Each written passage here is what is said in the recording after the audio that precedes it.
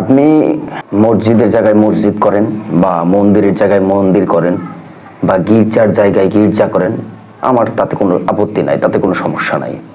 কিন্তু আমার সমস্যা সেইখানে, আমি সুজন মাহমুদ, আমার সমস্যাটা সেইখানে যখন আপনি একটা জায়গায় মসজিদ ভেঙে আপনি মন্দির করতেছেন।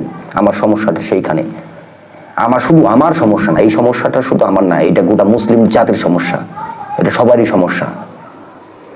আপনি মন্দিরের জায়গায় মন্দির করেন, তাতে আমার কোনো সমস্যা নাই। আপনি গির্জার জায়গায় গির্জা করেন, আমার তাতে কোনো সমস্যা নাই। আপনি মন্দির মসজিদ গির্জা করার জন্য জায়গায় জায়গায় ডোনেশন দেন, সরকারের ফান্ড থেকে টাকা পয়সা দেন, আমার তাতে কোনো সমস্যাই নাই। কিন্তু আমার কাগজের টাকায় আপনি মসজিদের ছবি সরিয়ে মন্দিরের ছবি দিতেছেন, আমার সমস্যাটা সেইখানে। আমার সমস্যাটা তখনই।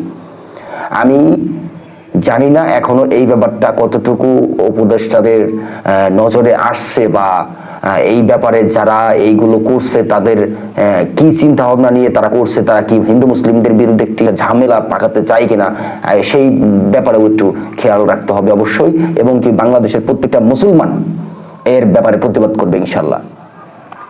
আমরা চাই না যে বাংলাদেশের মধ্যে আমরা বিভিন্ন ধর্মের মানুষ বাস করি, আমি চাই না যে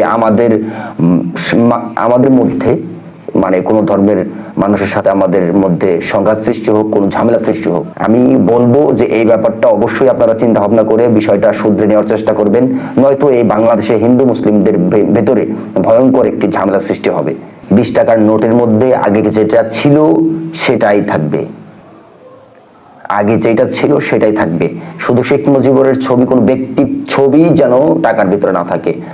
শহীদ মিনার আছে, আপনি সেগুলোর ছবি দেন, বাংলাদেশ শাপলার ছবি দেন, আমার তাতে কোনো আপত্তি নাই। কিন্তু আপনি যখনই একটা জায়গায় মসজিদ ছিল সেই মসজিদের ছবি উঠে যখন আপনি মন্দিরের ছবি দিবেন, আমার আপত্তিটা তখনই।